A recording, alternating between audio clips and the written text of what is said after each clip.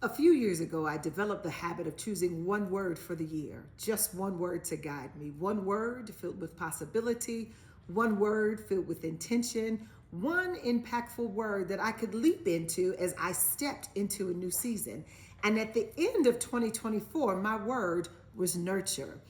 I made a decision that whatever came into my life, no matter what condition it was, I would nurture it. I would care for it. I would be intentional with it, and I would watch it grow. Well, I shared the word with a few friends, and one of my girlfriends, I guess, took me seriously. She bought me 5 plants.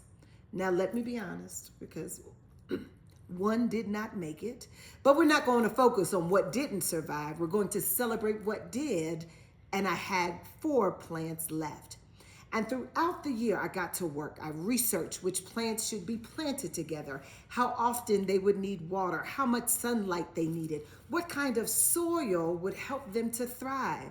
I planted and I replanted. I watered and I fed, and I was so proud of myself, y'all, because I never considered myself to have a green thumb. But about a month ago, something shifted. The plants stopped growing. They looked stagnant. One of them even started to lose its leaves. I tried to ignore it. I pulled off the yellow leaves, thinking that maybe if I removed what looked unhealthy, that the nutrients would go to the parts of the plant that were still budding. But the truth became clear. The growth had indeed been stunted. Same plant, same sun, same water, same care. But after a season of growth, the plant was now beginning to decline. And it hit me. Maybe it wasn't the plant. Maybe it was the pot. So I went underneath my kitchen sink and pulled out 2 new empty pots, got fresh soil, nutrient-rich plant food, and I began the process of replanting those 4 plants. And when I removed the plant from its original pot, I saw something that I'll never forget. The roots had grown so deep, so strong, that they had begun to wrap themselves around the edges of the pot again and again and again. These roots weren't weak. They were, in fact, very powerful. But there was nowhere else for them to go because they had outgrown the space that they were planted in. And that made me think about you, because each of you was planted here at the University of Oklahoma a few years ago, planted with promise, planted with potential, planted with purpose, and you nurtured yourselves. You nurtured your academic growth, choosing books over parties. Well, some of y'all. You nurtured your body, walking this campus, pushing through exhaustion.